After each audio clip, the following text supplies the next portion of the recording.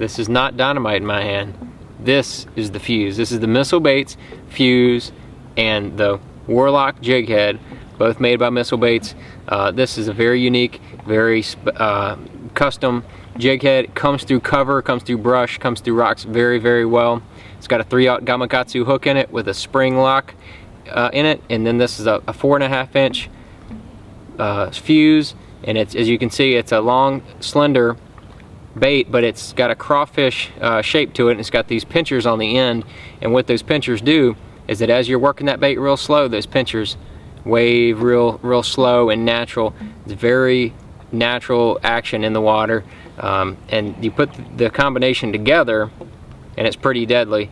And when I designed the fuse, I put a little bit thicker section at the front so that you could put it on a traditional shaky head, or you can put it on a spring lock and not have to bite off the front of the worm. It makes no sense to me why you have to buy a brand new pack of worms and bite off the front portion of it in order to be able to rig it.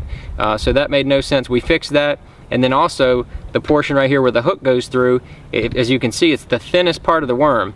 I wanted when I set the hook, I wanted that hook to just be able to pop right through on the thinnest part of the worm. I don't want the thickest part of the worm right there where the hook goes through. I want that to be the thinnest. So there's still plenty of room for the hook to stay inside, but yet that little Gamakatsu will pop right through as soon as you set the hook. So that's what I've been catching a lot of fish on this year. Ever since we've designed it, it's been a big fish catcher for me. It's already a staple in my boat and in my arsenal. And then whenever I'm out there on the water and things get a little tough, you know, I'm picking up that Warlock and that fuse, and I'm putting a few fish in the boat.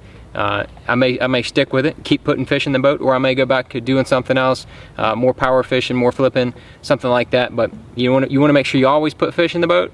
The Warlock and the fuse is a good way to do that.